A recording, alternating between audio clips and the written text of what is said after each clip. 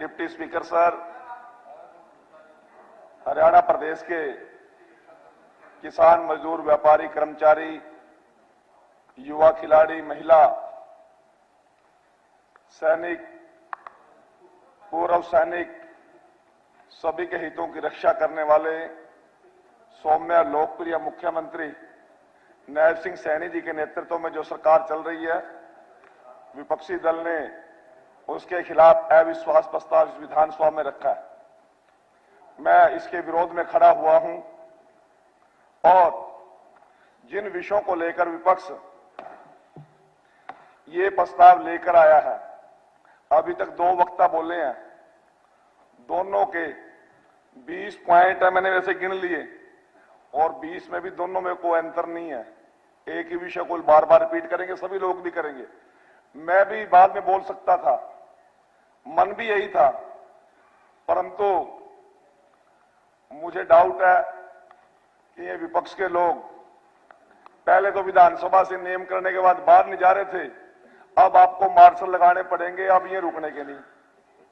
पिछली बार भी इन्होंने ऐसा ही किया था, लॉ एंड ऑर्डर पर ले आए और जब मोशन मूव किया सब कुछ अपने सुना के, जब हमारी सुनाने की बारी आई फिर बोलने दीजिए, एक बार जाएगी, बोल रहे ना, अब बोलो जी, आप बात रखते। जिन आरोपों को लेकर विपक्ष इस किसान, मजदूर, व्यापारी, कर्मचारी हित की सरकार के खिलाफ अविश्वास प्रस्ताव लेकर आए हैं, मैं उसमें आपके माध्यम से बताना चाहता हूं, किसान हित सर्वोपरि हित हैं हमारी सरकार के, चाहे केंद्र की सरकार है चाहे हमारी प्रदेश की सरकार है। माननीय प्रधानमंत्री नरेंद्र मोदी जी ने वर्ष 2047 तक विकसित भारत के संकल्प को पूरा करने के लिए 4 विषयों पर विशेष जोर दिया है। इनमें किसान, गरीब, महिला व युवा शामिल है। उनका मानना है कि हमारे प्रदेश के प्रथम स्तंभ किसान भाइयों की समृद्धि से ही संकल्प को पूरा किया जा सकता है। उनके इस विजन को साकार करने के लिए हम हरियाणा में किसानों की खुशहाली और कृषि क्षेत्र को लाभकारी बनाने के लिए निरंतर प्रयासरत हैं। हमने किसानों को प्रधानमंत्री फसल बीमा योजना के तहत 9,127 करोड़ रुपए क्लेम के अब तक देने का काम किया।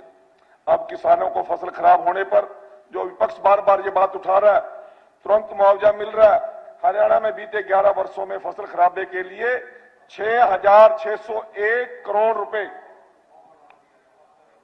बताएंगे ना जी, रुको महिपाल जी बता देंगे। अब आप जाइयो ना, सारी बात आएंगे, प्लीज जाइयो ना। अच्छा, तेरा सौ लगा कुलदीप जावा जी, ठीक। विधायक जी प्लीज, वो मित्रों बोल रहे थे, नहीं बोले आप। 6,601 करोड़ रुपए का मुआवजा किसानों को दिया जा चुका है और प्रधानमंत्री फसल बीमा योजना और फसल खराबे के मुआवजे के रूप में किसानों को 15,000 करोड़ रुपए से अधिक अभी तक राशि दी जा चुकी है।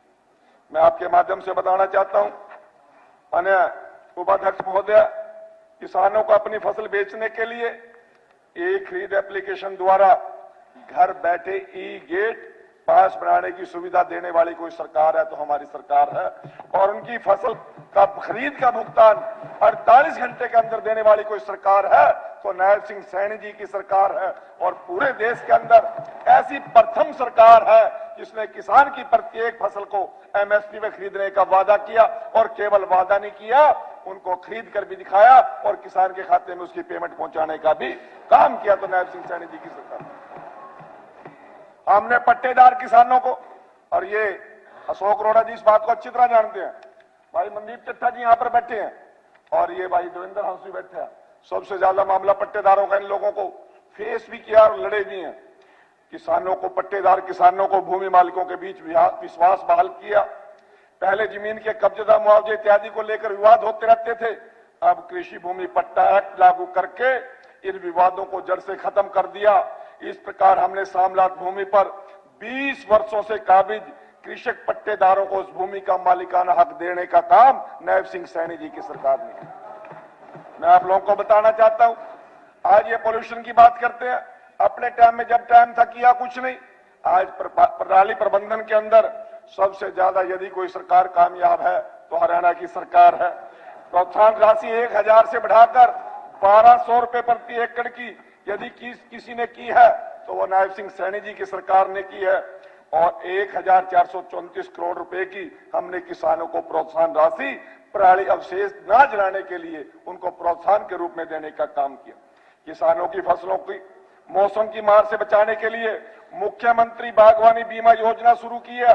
इसमें 46 बागवानी फसलें शामिल है। सब्जियां व मसाला फसलों में 30,000 रुपए और फलों में 40,000 रुपए यदि बागवानों को मदद देने का काम करते हैं तो नायब सिंह सैनी जी की सरकार करती है।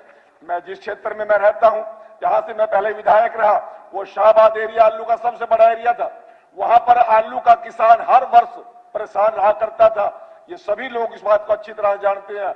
यदि भावांतर भरपाई किसान को देकर आलू, प्याज, टमाटर, गोभी, इन सब चीजों के सब्जी उगाने वाले किसानों को राहत देने का काम किया तो मनोहर लाल जी की सरकार ने किया और नायब सिंह सैनी जी की सरकार ने किया। आदरणीय उपाध्यक्ष महोदय, आज हम माननीय प्रधानमंत्री नरेंद्र मोदी जी के कुशल नेतृत्व में विकसित भारत, विकसित हरियाणा की ओर गति से आगे बढ़ रहे हैं और वर्ष 2047 में भारत जब स्वतंत्रता की शताब्दी वर्ष मनाएगा तब हमारा किसान आत्मनिर्भर होगा, जल और पर्यावरण के प्रति सजग होगा, डिजिटल और वैश्विक बाजार से जुड़ा उच्च गुणवत्ता और ब्रांडेड उत्पादन हमारा किसान शुरू करेगा। इस बात का मैं आपको विश्वास दिलाना चाहता हूँ। आदरणीय अध्यक्ष जी, मैं आपको बताना चाहता हूँ, हरियाणा के युवा, यह मिट्टी बहुत खास है। यही वह धरती है जिसने देश को वह लाल दिए, जिन्होंने खेल के मैदानों पर भारत का तिरंगा बुलंद किया। यही वह भूमि है, यहाँ के खिलाड़ियों ने ओलंपिक से लेकर एशियाई खेलों तक, राष्ट्रमंडल खेलों से लेकर अंतर्राष्ट्रीय प्रतियोगिताओं तक हर मंच पर भारत की शान बढ़ाई है। मैं आपको बताना चाहता हूं, हमारा हरियाणा का प्रदेश देश का ही नहीं, दुनिया का सबसे महत्वपूर्ण प्रदेश है। हरियाणा के युवा ऊर्जा, हमारा खेल ढांचा और खिलाड़ियों के लिए सुविधाएं सब मिलकर आज एक नया इतिहास रच रही हैं और दुनिया के सबसे ज्यादा यदि इनाम जीतने के बाद, पदक जीतने के बाद इनाम देने वाली कोई सरकार है तो वो हरियाणा की सरकार है। हरियाणा में पदक जीतने वाले खिलाड़ियों को 6 करोड़ रुपए तक का नगद पुरस्कार यदि कोई देती है तो हरियाणा की सरकार देती है।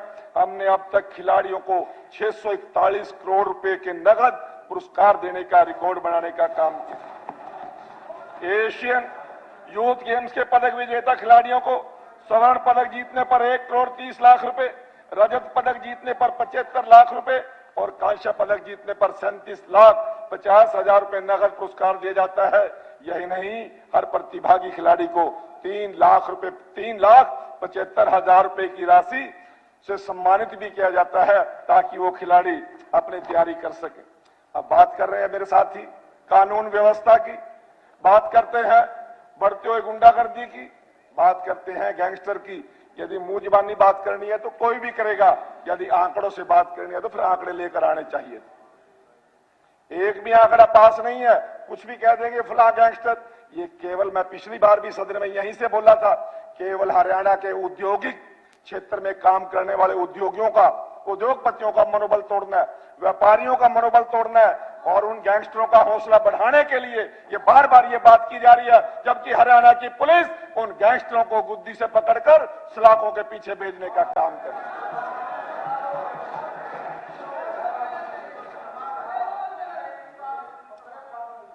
एक सेकंड, केवल एक सेकंड। अभी नरवाना के अंदर ये आदित्य बैठा, 4 दिन पहले एक व्यापारी के ऊपर दिन में कोई गोली चला के गया था। तीसरे दिन वो आदमी फट्टड़ करके हरियाणा पुलिस ने सिविल हॉस्पिटल के अंदर पड़ा और गंजा करके मेरी पुलिस उसको बाजारों के बीच में घुमा रही है। वो भी आपको देख लेना चाहिए। मैं फिर चैलेंज करता हूं, ऐसा एक भी आपने 10 साल में, और 10 साल में नहीं, आप लोगों ने लंबे समय तक देश पे राज किया, प्रदेश पे राज किया, ऐसा हादसा, ऐसी घटना आप लोगों की हिम्मत नहीं होती थी। गैंगस्टरों को आप लोगों का संरक्षण होता था और हमारा गैंगस्टरों के प्रति हमारी पुलिस सजग है।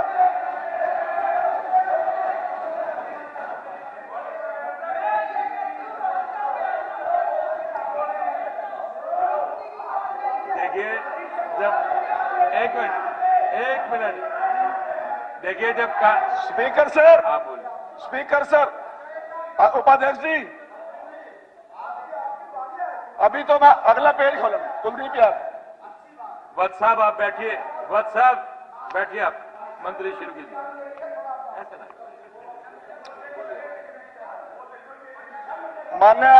मान्य डिप्टी स्पीकर सर, मैं फिर निवेदन करूंगा कि चुटकी चढ़ा बात देंगे। अरे आप बोलिए बोलिए बोलिए। आपसे एक मिनट बैठिए बैठिए। डांगी जी बैठिए प्लीज। आप जब वो बोल रहे थे, एक मिनट बस सर प्लीज, ऐसे ना विधायक जी, ऐसे ना करो। ये मेरी नरमाई का फायदा उठा रहे हो। बैठो ना आप लोग, कमाल कर रहे हो। बोलिए जी, आप बोलिए। सर, 2014 से 24 तक का अपराध डाटा का विश्लेषण से पता चलता है कानून व्यवस्था सरकार की सबसे बड़ी प्राथमिकता है। यह सरकार अपराध के प्रति जीरो टॉलरेंस की नीति अपनाती है। उसने कानून लागू करने वाली एजेंसियों को अपराध और अपराधियों के खिलाफ प्रभावी कार्रवाई करने की पूरी छूट दे रखी है। सदन को सूचित किया जाता है। भाई विकास, मैं उन फौजियों के आपको वीडियो दिखा दूंगा जो बॉर्डर पर लाचार थे, बेबस थे। 6-6 साल के बच्चे उन सैनिकों को ठुड्डे मारते थे और फौजियों से लाशों का हिसाब नहीं मांगते थे, गोलियों का हिसाब मांगते थे। वो टाइम भूल गए क्या? आप कौन सी बात कर रहे हो? एक मिनट, मैं आप लोगों से निवेदन करूंगा कि किस प्रकार से, देखिए विधायक जी, आप लोग जिस समय खाद्यान्न साहब और वो बोल, एक सरकार आपकी थी, देश के लाल किले से प्रधानमंत्री बोलते थे। मंत्री जी एक मिनट, एक तो समय क्यों करें? सदन का समय 1.5 घंटे के लिए और बढ़ाया जाता है जी। हाँ जी मंत्री जी, फिर वो नहीं, जस्सी जी बैठिए आप। सर, मैंने पहले कहा था, बोलिए मंत्री। मैं आपके सामने एक बात रखना चाहता हूं। हरियाणा पुलिस का पूरा मनोबल बढ़ा हुआ है और अपराधियों को संरक्षण देने वालों का मनोबल घटा हुआ है। ये मैं फक्र के साथ कहता हूं। मेरे मुख्यमंत्री का ये लीडरशिप है, हमारे पुलिस के प्रमुख की ये लीडरशिप है कि हरियाणा पुलिस दोषियों को बख्श नहीं रही, दोषियों का लिहाज नहीं कर रही, दोषियों को जेल की सलाखों के पीछे लेकर जाने का काम कर रही है। 2014 से 24 तक अपराध डाटा के विश्लेषण से पता चलता है अपराधों में काफी कमी आई है। आबादी में 13.76% की बढ़ोतरी के बावजूद हत्या, डकैती, दंगे और लूट के क्रमशः 12.75, 49.41, 20.78, 10.52% की कमी आई है। ये डाटा मैं दे रहा हूं आपको, वैसे नहीं बोल रहा हूं। मैं आप लोगों को बताना चाहता हूं, राज्य में 2025 नवंबर तक के दौरान कुल अपराधों में 2024 की अवधि की तुलना में 6.22% की ओर गिरावट दर्ज की गई है, जो लगातार नीचे की ओर रुझान का संकेत देता है। हत्या, बलात्कार और डकैती जैसी खास कैटेगरी में अपराध क्रमशः 6.22%, 7.51%, 25.33% और 25.21% कम हुआ है। इसके अलावा अन्य प्रमुख अपराधों में भी गिरावट का रुझान है। मैं आप लोगों को बताना चाहता हूं, 30 नवंबर 2025 तक अपराध का पता लगाने का प्रदर्शन प्रमुख अपराधों में लगातार उच्च रहा है, जो मजबूत जांच और पता लगाने के तंत्र को दर्शाता है। जघन्य अपराधों और महिलाओं के खिलाफ अपराधों में पता लगाने की दरें विशेष रूप से उल्लेखनीय है। मैं आप लोगों को बताना चाहता हूं, हरियाणा पुलिस साइबर अपराध रोकथाम के लिए भी एक राष्ट्रीय मॉडल के रूप में हरियाणा की पुलिस उभरी है। मैं साल 2025 के दौरान स्पेशल टास्क फोर्स ने विदेशी गैंगस्टरों के खिलाफ लगातार और तालमेल से कार्रवाई की, ताकि ट्रांसनेशनल क्रिमिनल नेटवर्क को खत्म किया जा सके, उसके विदेशी ऑपरेशंस पर रोक लगाई जा सके। वांछित अपराधियों की आवाजाही पर नजर रखने और उसे रोकने के लिए 60 लुक आउट सर्कुलर जारी किए गए हैं, जबकि अंतर्राष्ट्रीय सहयोग का आसान बनाने के लिए हरियाणा पुलिस ने 19 रेड नोटिस और 31 इंटरपोल रेफरेंस पर कार्रवाई की गई। हरियाणा पुलिस ने हाल ही में ऑपरेशन ट्रैक डाउन और ऑपरेशन हॉटस्पॉट डोमिनेशन जैसे विशेष केंद्रित अपराध भी चलाए हैं और ऑपरेशन ट्रैक डाउन 5/11/2025 से 27/11/2025 तक विभिन्न श्रेणियों के अपराधियों के खिलाफ चलाया गया है, जिसके दौरान कुल 7,587 अपराधियों को गिरफ्तार किया गया, जिनमें 3,066 हिंसक अपराधी हैं। इस ऑपरेशन के प्राण स्वरूप 17 मैगजीन, 537 कारतूस और 322 अवैध हथियार और गोला बारूद भी जब्त किया गया है। आप कौन से कानून व्यवस्था कमजोर की बात करते हैं? मैं आप लोगों को बताना चाहता हूं, हरियाणा सरकार, किसने बयान दिया? क्या बयान दिया? सीएम ने यही बयान दिया कि अपराधियों के साथ कोई ढील नहीं और अपराधियों को संरक्षण देने वालों को भी अंदर ठोकेंगे, छोड़ेंगे नहीं। मैं आप लोगों को बताना चाहता हूं,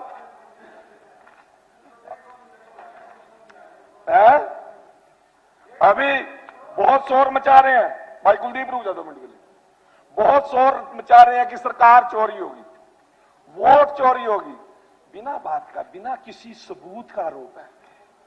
कहते हैं हमारा तो उन्होंने कह दिया था, मीडिया वाला ने क्या कह दिया था, एग्जिट पोल ने कह दिया था 67 सीट आ रही है। बताऊंगा बाबूजी, मैं बता दूंगा, सुनोगे तो ना। कौन मारता कह दिया था 67 सीट आ रही है, जाएगा हमने घोड़े बग्गी मंगा लिए थे। अरे भाई मारे को भी क्या था पिछली बार 2019 से 75 पार मारी, 75 पार नहीं हुई, तो हम इतना मांगता क्यों कर रहे हो? इतना मांगता क्यों कर रहे हो? जनता जनार्दन के फैसले को जिस प्रकार से आप बार बार मतदाताओं को आप नीचा दिखाने का काम कर रहे हो, अगली बारी भी बेहोत नहीं बनता दिखना करता। ये देश का मतदाता देख रहा है, ये देश का मतदाता देख रहा है, और यही नारे की आपने शुरुआत बिहार से की थी। मेरे देश का प्रधानमंत्री कर्पूरी ठाकुर, जो पिछड़े वर्ग का सबसे बड़ा नेता था, उसकी जन्मस्थली पर, उसके चरणों पर, उनके चित्र पर शीश नुवाकर वोट मांगता है, और इनका नेता वोट चोरी पर वोट मांगता है। रिजल्ट क्या है? अपने आप तो मरे और तेजस्वी भी रगड़ दिया। 6 पर आ गए टोटल। वो आपके वोट चोरी को पसंद नहीं कर रहे कोई भी, आप अपने आप में खुश हो रहे हैं। और वोट चोरी मैं बताऊंगा कैसे हुई है। वोट चोरी कैसे होती है मैं बताऊंगा आपको। साथियों, ये 2024 के इलेक्शन की मैं रिपोर्ट दे रहा हूं, माननीय अध्यक्ष जी लिख लेना, ये रिपोर्ट दे रहा हूं मैं आपको। भूपेंद्र हुड्डा जी की विजिट, जो मुख्यमंत्री के प्रमुख दावेदार थे, हरियाणा में उन्होंने जो विजिट की ना विधानसभा चुनाव के अंदर, वो गए केवल 90 में से 46 जगह, फिर का वोट चोरी हुई। सुन लो, मैं बताऊंगा।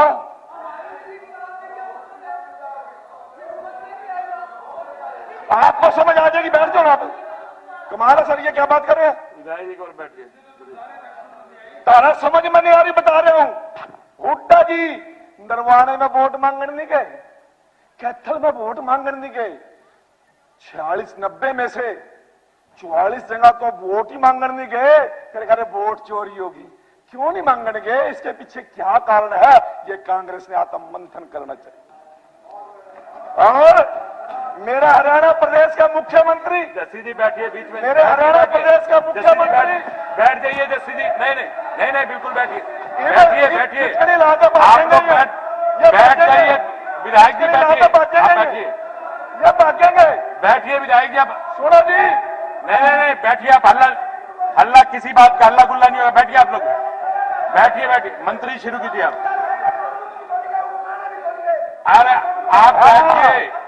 क्यों आ रही इसका बता रहा हूं मैं, बैठ जाइए।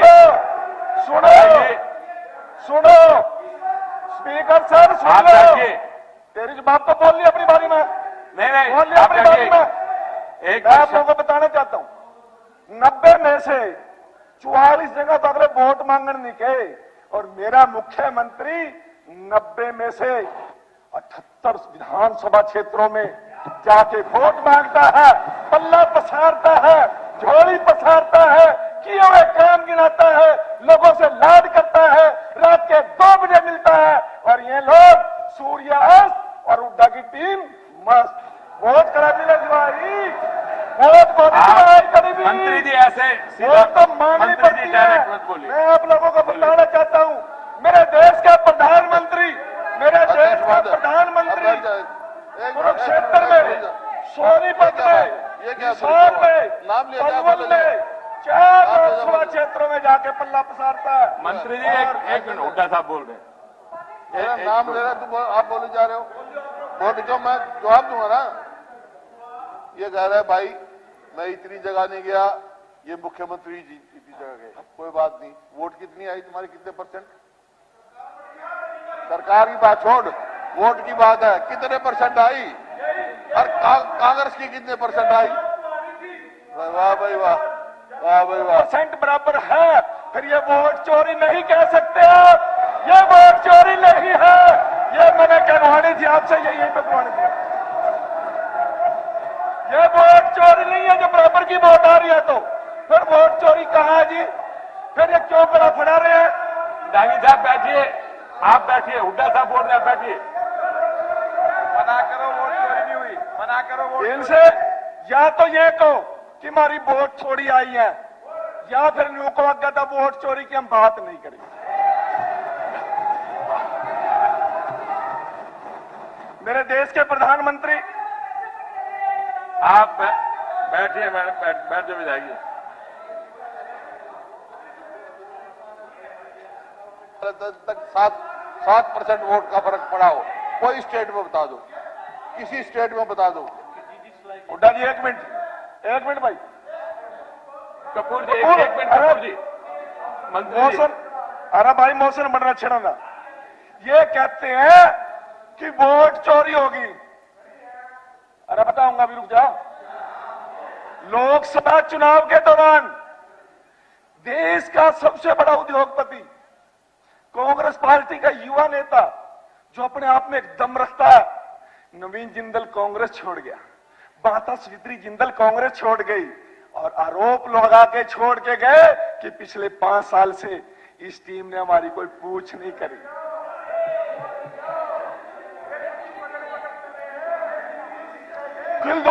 कुलदीप बिश्नोई ये बैठिए, ये भागेंगे, देखो ये भी भागेंगे। कुंडा लगा, विधायक जी, कुंडा लगाया, जस्सी जी बैठिए, आप कुंडा लगा दो जी एक बारी, अभी तो पूरा नहीं होया ना। आप बैठिए, जब आप बैठिए, कपूर जी बैठिए एक बार, कपूर जी एक बार, कपूर जी बैठिए, आप भी बैठिए, जस्सी जी। चाहे 2 बजो तो हम तो तैयार हो गए, 2 बजो हम आप बैठिए, मंत्री जी करिए। सरकार हर एक बात का जवाब देगी। मैं वोट चोरी पे बोल रहा हूँ, वोट चोरी कैसे हो, इधर तक शांति हो जाएगा। ठीक सोच। एक मिनट मंत्री, आपका सब्जेक्ट था ये, उसके ऊपर बात कर रहे हैं, आपको बता रहे हैं, आप चुप इन्हें रात का नींद थी, फिर आपने जब बारी आएगी तब आप बोलना। चोरी होगी वोट। माता सावित्री जिंदल कांग्रेस छोड़ गई, इनको एक दिन भी पसीना नहीं आया, ना राहुल गांधी ने इसके ऊपर कोई संज्ञान लिया। दूसरी बात, कुलदीप बिश्नोई और उसका पूरा परिवार 1 साल पहले, 1.5 साल पहले सीधे आरोप लगा के, कुलदीप जी एक भाई यार कमाल होगी यार, तुम भगवान ने ठीक जगह बैठा के बैठे रहो यार। सर, कुलदीप बिश्नोई चौधरी भजन लाल की विरासत कांग्रेस को छोड़कर चली गई और सीधे सीधे आरोप लगाए। बहुत परेशानी हो यार, नाम मिलने देते। अरे समझ तो लो, को समझोगे तो आगे ना कल ठीक आ जाएगा मामला। जस्सी जी एक बार बैठिए, जस्सी जी ऐसे नहीं, बैठिए आप। कुलदीप बिश्नोई एक जनाधार का नेता, कांग्रेस छोड़ गया, इनको कोई एक्शन नहीं हुआ इनके ऊपर। किरण चौधरी बंसीलाल की इतनी बड़ी विरासत, जिनकी बेटी 2 बार सांसद रही, वो कांग्रेस पार्टी सीधे आरोप लगा के छोड़ के गई। राहुल गांधी ने कोई चिंता नहीं की, ये जो उनसे बोल रहे हैं इनने भी चिंता नहीं करी। जितना बांटना हो तो जान दे, गरीब क्यों रो वोट चोरी होगी।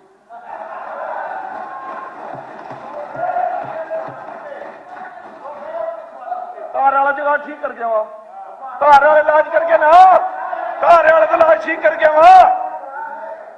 मैं आप लोगों के माध्यम से बताना चाहता हूं, चौधरी रणदीप सिंह सुरजेवाला कांग्रेस पार्टी का राष्ट्रीय महासचिव, एक विधानसभा तक फ्रीज करके बैठा दिया कि अटल बाहर ना जाइए। फिर क्या वोट चोरी होगी?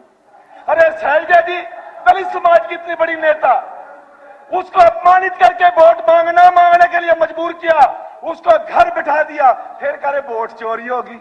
कमाल है भाई। और अगली भी सुन लो, अभी तो अगली भी सुन लो, बताऊंगा भाई। उचाना में 3-3 आदमी आजाद खड़े कर दिए, का दुरंदर के छोरे का रगड़ा लाना, फिर करे वोट चोरी होगी। और शमशेर गोगी कह रहा, इनका कैंडिडेट कह रहा, दुनिया सब देखती है भाई, मीडिया सभी देखते हैं। पहले तो अपना जुगाड़ करूंगा, फिर अपने घर क्या करूंगा, फिर इस तारा का करूंगा, कुछ बच गया फिर क्या करूंगा। ये बयान क्या लोगों को पता नहीं है क्या? ये वोट चोरी पता नहीं लग रही कहां वोट चोरी हुई आपकी? मैं आप लोगों को बताना चाहता हूं, नीरज शर्मा सीटिंग विधायक 1 साल तो कफन पैर का फिरता रहा, वो कह रहा 50 वोट ले आओ नौकरी ले जाओ, क्यों शेर लग रही है भाई? इस प्रकार के बयान दे हुड्डा जी, आपने संज्ञान लेना चाहिए था उनके खिलाफ। जिन लोगों ने चुनाव का माहौल खराब किया, आपकी पार्टी का माहौल खराब किया, आपने आज तक कोई संज्ञान नहीं लिया। फिर कह रहे वोट मार पे क्यों लो, मारेगा तो लोगों ने एन प्यार में वोट दिया। 25 दिन में सुंदरवाड़ा में जीत के आया हूं। मैं आप लोगों को बताना चाहता हूं, डीएससी करते करते 18 साल खो दिए, एक दिन नहीं सुनी। सारे कांग्रेसी थे वहां डटकन है, न्यू कमर रीढ़ की हड्डी थे कांग्रेस की, एक दिन नहीं सुनी। डर था। उन्होंने कहा भाई नहीं तो सुन, मैं नायबशानी सुन रहा, नायबशानी कहीं चले जाएंगे। सरकार बनाई, आप लोगों को एहसास करा दिया कि डीएससी की वोट ताकत क्या होती है। ये वोट चोरी हुई है। मैं आप लोगों को बताना चाहता हूं, राजनीति के अंदर अप डाउन चलेंगे, किसी का भी अप डाउन आ सकता है, परंतु अपने अंदर जब तक व्यक्ति नहीं झांकता, गिरेबान में नहीं झांकता, अविश्वास हमारे खिलाफ तो हर शासन में ले आए करो, हमने कोई फर्क नहीं पड़ता, परंतु अपने अंदर भी झांक लो। कुलदीप बिश्नोई ने पार्टी क्यों छोड़ दी? किरण चौधरी ने पार्टी क्यों छोड़ दी? डीएससी क्यों नाराज हुआ? बीसी क्यों नाराज हुआ? शहरी मतदाता क्यों नाराज हुआ? क्यों आप 44 हल्कों में वोट मांगने नहीं गए? इसका आत्म मंथन कर लेना, फिर नो कॉन्फिडेंस ले आना। मैं इस प्रस्ताव के विरोध में हूं और नायब सिंह सैनी की सरकार के साथ हम खुला समर्थन करते हैं।